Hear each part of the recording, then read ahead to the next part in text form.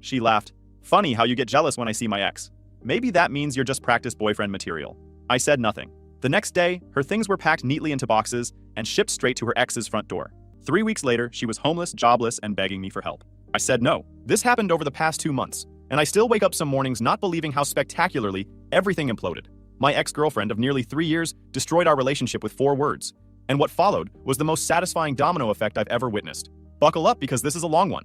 Before diving into the chaos, you need to understand my background and how I got here, because it makes everything that follows even more satisfying. I'm 31 years old and work as a senior financial analyst at a mid-sized investment firm.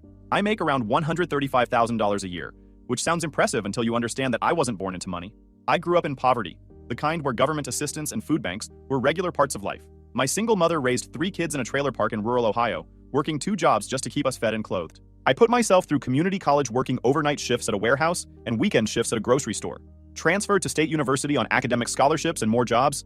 I was that guy sleeping in the library between classes because I'd worked until 3 a.m. Graduated with my finance degree at 24, started at the bottom as a junior analyst making $42,000, and spent 7 years clawing my way up through sheer determination and 70-hour work weeks. Every single dollar I earn, I fought for. I don't have family money. I don't have connections. What I have, I built brick by brick from absolutely nothing. Enter Madison. We met 3 years ago at a mutual friend's birthday party. She was 28, worked in marketing and social media management for a boutique clothing store downtown. She was absolutely gorgeous, the kind of woman who turns heads when she walks into a room. Long blonde hair that probably cost $300 every 6 weeks to maintain, always dressed like she was heading to some influencer brunch, and this infectious laugh that could make you forget your own problems. The first 3 months were incredible. She seemed perfect, funny, charming, attentive. We'd spend weekends exploring the city, trying new restaurants, going to farmers markets. She'd surprise me with little gifts, send me cute texts during the day, make me feel like I was the center of her universe. Then, slowly, things started to shift. I began noticing Madison's spending habits. Her apartment was in the trendiest neighborhood downtown, where a studio cost $2,200 monthly. She drove a leased BMW 3 Series that ran her $620 per month. Her closet looked like a department store. She always had the newest iPhone, the latest designer handbag, expensive makeup brands covering her bathroom counter. This wouldn't have been concerning, except she made $36,000 a year, before taxes. The math literally didn't work, but when I gently asked about it, she'd laugh it off. I'm investing in my lifestyle, she'd say. You have to spend money to make money. I'm manifesting abundance. 6 months in, she started forgetting her wallet when we went out. Every single time. I'd pay for dinner, for drinks, for movies. She'd promised to get the next one.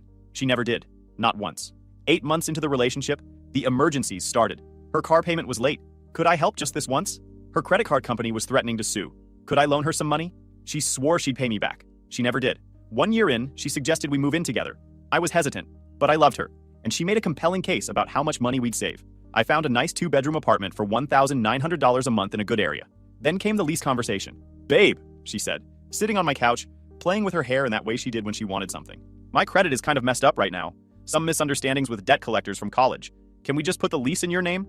I'll totally pay my half, obviously. Red flag. Massive red flag. But I was in love and she seemed genuine, so I signed as the sole leaseholder. First month of living together. She transferred $950 to me on time. I thought maybe I'd been wrong to worry. Second month, $650, 2 weeks late. Work's been really slow, she explained. Third month, $400. I'll make up the difference next month. By month 6, I was covering everything. Rent, utilities, groceries, internet, streaming services. I even paid her car insurance twice when she claimed she was between paychecks and couldn't afford it. And she didn't just take my money. She complained constantly. The apartment wasn't big enough. The neighborhood wasn't trendy enough. Why couldn't we eat out more? Why was I being cheap about buying organic groceries? Her complaints were endless, while her contributions were non-existent. This brings us to Tyler. Tyler was Madison's college ex-boyfriend. They dated for 4 years before she moved to the city for her career. According to Madison's version of history, Tyler was too comfortable and lacked ambition. He worked as a sales manager at a car dealership, making decent money, but apparently wasn't going anywhere in life. About 9 months ago, Madison mentioned she'd run into Tyler at the grocery store. They'd grabbed coffee to catch up and get some closure. I was uncomfortable with the idea, but tried to be mature and understanding about it. People can be friends with their exes, right? Then it became regular. Once a month became twice a month. Twice a month became weekly lunch meetings. Every single time she saw him, she'd come home and somehow work him into conversation. Tyler just got promoted to senior sales director. He's making 6 figures now. Or, Tyler said the funniest thing about my hair today. He always noticed little details like that. Or my personal favorite. Tyler's thinking about buying a house. Can you imagine owning property at our age? Yeah, at our age, while living in my apartment that I pay for entirely because you can't manage to contribute a single dollar. But sure, let's marvel at Tyler's house hunt. Last month, things escalated dramatically. Madison started staying out later after these meetings. Started getting dressed up like she was going to a club instead of a casual lunch. Started coming home smelling like expensive men's cologne that definitely wasn't mine. This woody, sophisticated scent that probably cost more per bottle than my monthly gym membership. I tried to address it. Sat her down one evening and explained that while I trusted her, the frequency and nature of these meetings was making me uncomfortable. Could we maybe discuss some boundaries? Her response, "Oh my gosh, you're being so insecure right now. Tyler and I are just friends. If you can't handle me having a life outside of you, maybe you're the one who needs to work on your jealousy issues." That's really unattractive, by the way. So that was my life for almost 3 years. Bankrolling someone else's lifestyle while getting compared to her ex-boyfriend and being called insecure for having completely normal boundaries in a relationship. But last Monday night changed everything forever. September 16th. A Monday I'll remember for the rest of my life. Madison had plans to meet Tyler for dinner. Again, this was the third time in 2 weeks.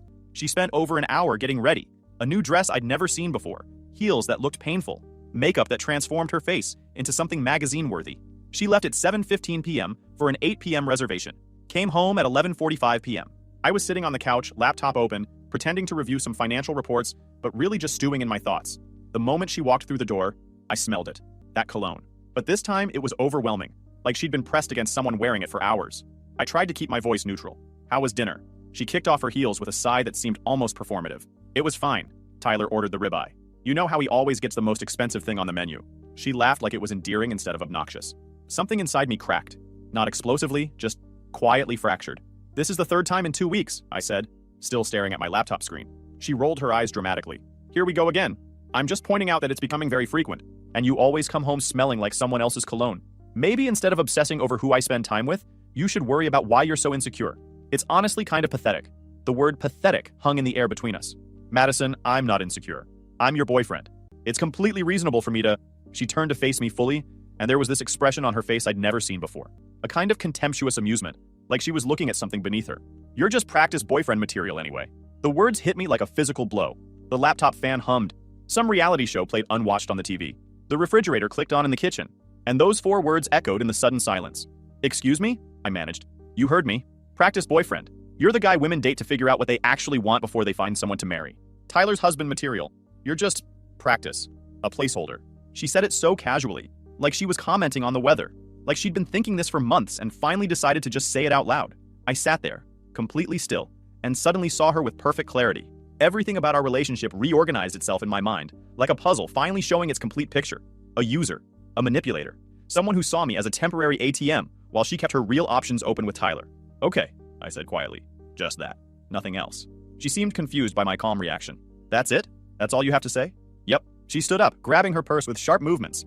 "Unbelievable. You're so emotionally closed off? No wonder Tyler always says I deserve someone better than you." Oh, so Tyler and Madison had been discussing what she deserved. Interesting. She stomped to the bedroom and slammed the door hard enough to rattle the pictures on the wall. I stayed on that couch until nearly 4 a.m., my mind racing through every moment of our relationship, every red flag I'd ignored, every time I'd made excuses for her behavior. And somewhere around 3:30 a.m., I stopped feeling sad and started feeling angry. Then the anger crystallized into something cold and calculated.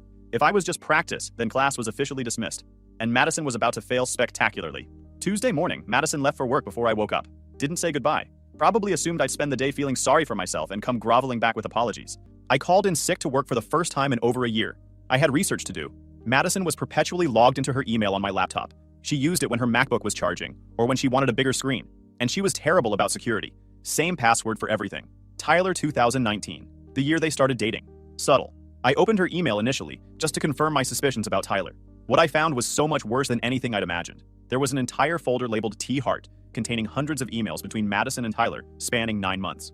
Right when the closure coffee meetings began. The early emails were innocent enough, reminiscing about college, catching up on life. Then they evolved into flirtation, then into explicit planning. But the absolute worst discovery was an email chain from 7 months ago that made my blood run cold. Tyler to Madison. Look, if you seriously want to try again, you need to prove you've changed. Save at least $12,000 first. I'm not supporting you while you find yourself again like last time. You need to show responsibility. Stay with that finance guy for 6 more months. Pocket the rent money he's stupid enough to pay for you. Then we can discuss getting back together properly. He seems like a decent enough guy to bankroll you while you get your finances sorted. Madison's response made me feel physically ill. I know I'm being so good. I've already saved $7,200 by letting him cover everything. He's incredibly gullible. It's almost too easy. I'll have the full $12,000 by March, and then I'm done with Mr. Practice Boyfriend keep taking me to expensive restaurants so I remember what I'm working toward. My entire relationship had been a calculated scam. A long con. I was the fool financing her exit strategy back to her ex-boyfriend. But there was more. So much more. I found emails where she sent Tyler screenshots of our private text conversations, mocking everything I said. Photos of me sleeping that she'd captioned, "Look how pathetic he looks," and counting down the days until I'm done with this loser. Detailed plans for their future together. Zillow links to houses they'd looked at. Screenshots of engagement rings she wanted Tyler to buy her with captions like, "Hint, hint." I felt sick, betrayed, stupid. But then I found something that changed everything. An email from exactly 3 weeks ago. Tyler to Madison. I need to be honest with you. I've been seeing someone else. Sarah from my office. It's serious. I don't think we should keep doing this anymore. It's not fair to her, and honestly, you need to figure your life out independently. Our whole plan was immature and wrong. I'm not taking you back. I thought I wanted that, but I really don't. You need to leave that guy and stand on your own for once in your life. Madison's response was unhinged. What? You promised me. We had a plan. What about everything we talked about? What am I supposed to do now? I can't afford to live alone, and if I leave him now, I'll have nothing. You owe me, Tyler. After everything you put me through in college, you owe me this. Tyler's final reply. I don't owe you anything, Madison. I'm done. Please don't contact me again. And seriously, stop using that guy. He seems like a decent person, and you're just going to wreck his life and his credit score like you did with yours.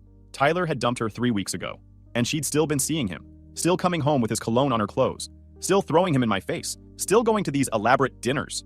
She was desperately trying to win back someone who didn't want her while using me as her safety net and piggy bank. I took screenshots of everything, downloaded entire email threads, saved it all to a secure cloud drive and a physical thumb drive. Then I did something I'm not entirely proud of, but absolutely don't regret. I checked her bank accounts. She stayed logged into her banking apps on my laptop too. Her checking account, $9,180.47. She'd actually done it. Nearly reached the full $12,000 Tyler had demanded. Money that should have gone to our rent, our utilities, our shared life. Money I'd covered for her while she hoarded cash for her escape plan to a man who'd already rejected her. Her savings account, $84.22. Her credit cards, all 5 maxed out completely. Total debt, $47,200. This woman owed nearly $50,000, couldn't contribute a penny to our household, but had managed to save over $9,000 by defrauding me. I leaned back in my chair, staring at the screen, and felt something shift inside me. Not sadness, not even anger anymore. Cold, calculated determination. I had everything I needed to absolutely destroy her world. Wednesday morning, I woke up early and executed the first phase of my plan. I went to a different bank across town and opened a completely new checking account, transferred every penny from our shared account, which was really just my account she had access to, into this new account. Then I officially closed the old account. Next stop, my landlord's office. My landlord is old school. Late 60s, owns multiple buildings around the city, doesn't tolerate nonsense from anyone. We'd always had a professional relationship because I paid on time and never caused problems. I need to discuss my current lease situation, I told him directly.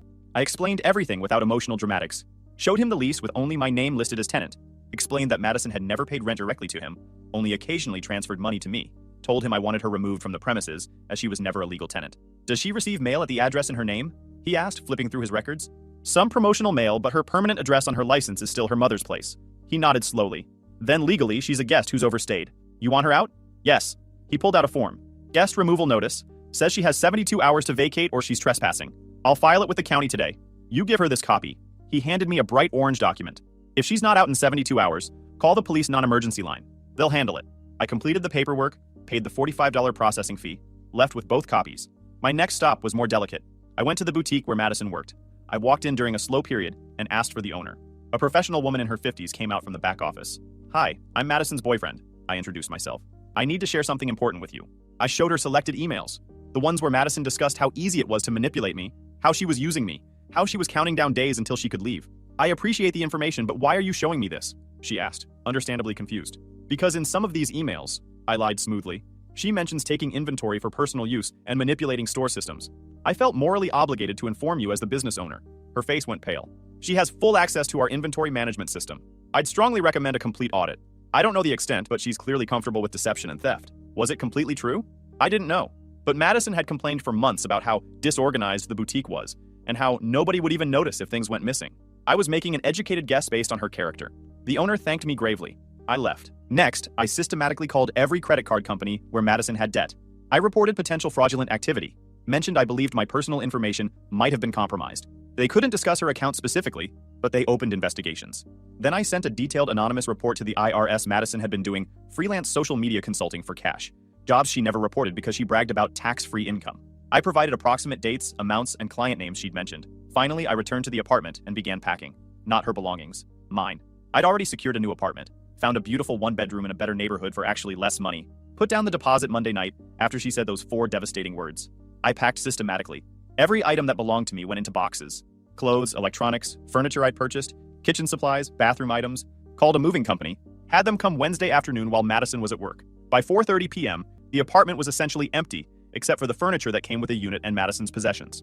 I left the orange eviction notice prominently on the kitchen counter, left a copy of the lease clearly showing only my name, left a printed copy of her practice boyfriend material email, and I left one final document, an itemized invoice. Every expense I'd covered for her over the past 18 months.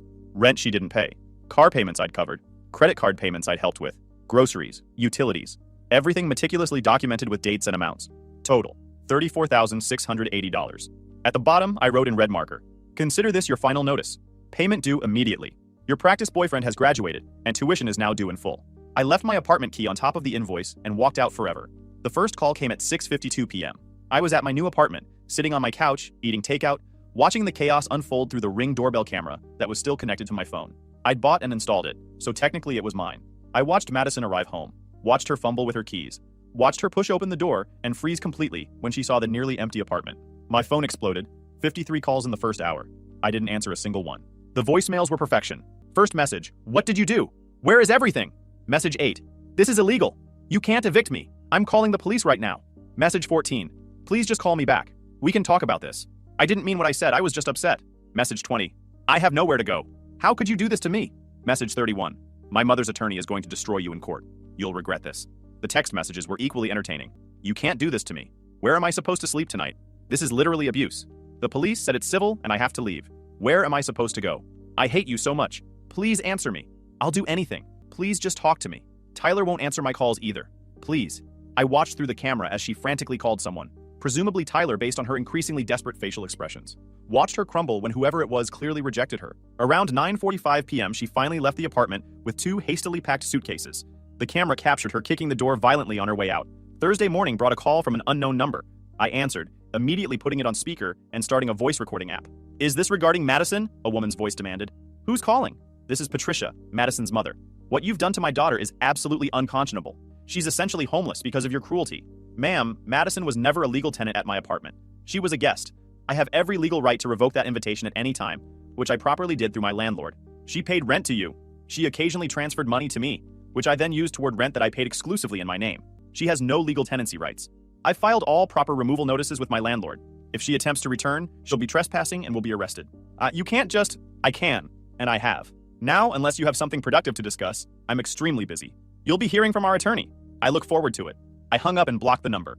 Friday afternoon, I received an unexpected call from the boutique owner. "I wanted to thank you," she said seriously. "We conducted the inventory audit you suggested. Madison had been systematically stealing merchandise for over 8 months. Over $8,500 worth of inventory. We've terminated her employment and filed a police report for theft." I felt warmth spread through my chest. "I'm very glad I could help protect your business. The police will likely want to speak with you about how you discovered this information. I'm completely willing to cooperate with any investigation." I hung up feeling deeply satisfied. Madison was now unemployed, homeless, and facing criminal theft charges. But I still wasn't finished. Saturday morning, I received a Facebook message request from Tyler. "What did you do to Madison? She showed up at my apartment at midnight screaming. My girlfriend was here. It was completely insane." I responded simply, "Would you like to know what she did to both of us?" I sent him the complete email folder. Every message, every scheme, every lie. His response came quickly. "Oh my gosh. I'm so sorry. I ended things with her weeks ago. I thought she'd stopped contacting you after I told her we were finished. I had absolutely no idea she was still doing this. Not your responsibility. But you should know she's been lying to you too. She has $47,200 in credit card debt she never mentioned, correct?" "What?" "She told me she'd completely paid off her cards and fixed her credit. Complete fabrication. She's drowning in debt. Also, she was just fired from her job for theft. You might want to ensure she hasn't stolen from you. Thank you for telling me this. I'm blocking her immediately." Then I did something beautifully calculated. I created a detailed post using screenshots of Madison's most damaging emails. The ones calling me pathetic, calculating how much money she could extract, discussing her manipulation tactics. I posted it publicly on Facebook. Tagged Madison. Tagged her mother, Patricia. Tagged mutual friends. Caption: "When someone calls you practice boyfriend material, it's important to show them exactly what they're graduating from. Good luck with your final exams, Madison." Within 2 hours, 340 likes, 180 comments, 67 shares. People from high school, college, former coworkers, mutual friends, everyone saw it. Her carefully constructed image completely annihilated in a single post. Her reputation was absolutely destroyed. 3 weeks passed in peaceful silence. My new apartment felt like a sanctuary. I was sleeping better, eating better, working more productively. I'd even started dating someone new, a corporate attorney named Rachel, who actually had her life together and insisted on splitting checks on our dates. Then my phone rang with an unknown number. Something made me answer. Please, please don't hang up. Madison's voice completely wrecked, hoarse from crying, barely recognizable. I didn't hang up. I just waited silently. I'm so sorry. I'm so incredibly sorry. I was horrible and stupid and I destroyed everything good in my life. Silence from my end. I need your help. Please. I have nobody else left. Why would I help you? My voice was completely emotionless. Because, she was sobbing now. Because I'm desperate. The theft charges? My attorney says I'm facing actual jail time unless I can pay $8,500 in restitution immediately. My mother disowned me after seeing your Facebook post. Tyler blocked me everywhere. I'm living in my car. I couldn't get another apartment because I have no job, no references, terrible credit. My credit cards are in collections and they're suing me. I have nothing. I am nothing.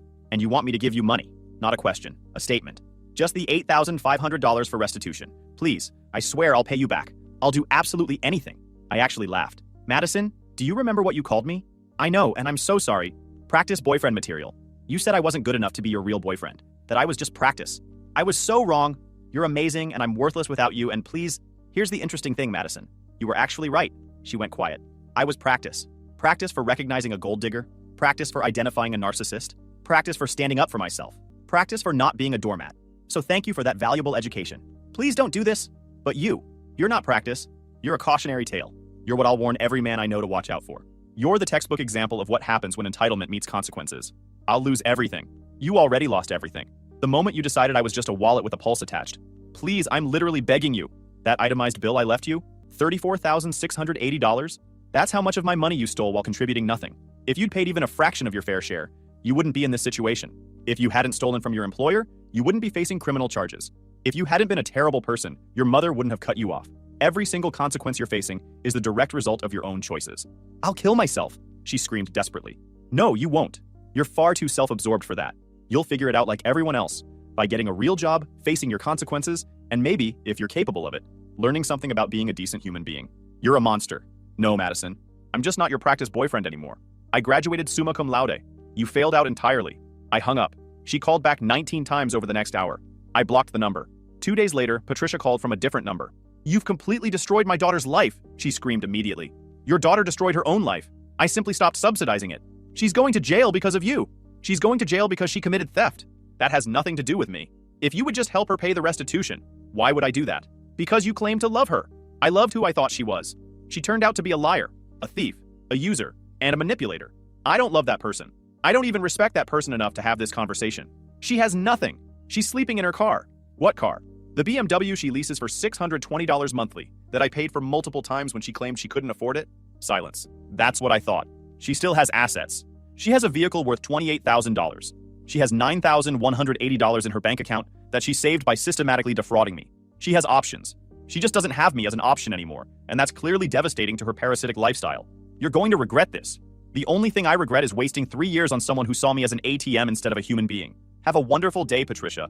I hung up and immediately blocked that number. 1 week later, my friend Alex called with news. You won't believe what I just heard about Madison. Tell me. She took a plea deal on the theft charges. Has to pay full restitution plus 200 hours of community service. Got evicted from wherever she was staying. I heard she's back living with her mother in a tiny apartment. Interesting. Also, Tyler got engaged. To that Sarah woman. Madison apparently showed up at their engagement party last weekend and caused a massive scene. Police were called. She might be facing additional charges for harassment. I smiled. Actions have consequences. You're not even slightly sad about how everything turned out? Alex, I dodged a nuclear weapon. I'm making more money than ever, dating someone who actually respects me, and sleeping peacefully knowing nobody's using me. Why would I be sad? Fair enough. 6 weeks later, I'm sitting in my apartment, my space, my rules, my peace, and my girlfriend Rachel just texted that she's bringing dinner over tonight. She's an attorney who makes more than I do, splits everything 50-50, and treats me like an equal partner. My phone buzzes with a message from Alex. Madison just got sentenced. 18 months probation, restitution, community service, and a permanent theft conviction on her record. Her mother apparently testified against her in court about the Facebook posts proving her character issues. I don't feel happy about her suffering. I don't feel sad either. I feel nothing. Complete indifference. She taught me an invaluable lesson.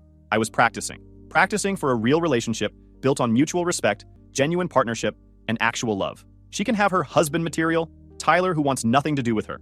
She can have her criminal record and her consequences. I have something better. Self-respect and a future with someone who actually values me. Madison was right about one thing. I was practice boyfriend material. I was practicing to become someone who knows their worth, who doesn't accept disrespect, who documents everything, and who walks away from toxicity without looking back. Sometimes the best revenge isn't what you actively do to someone. It's showing them that your life became exponentially better the moment they left it. That's not revenge. That's justice. And I'll take that victory every single time.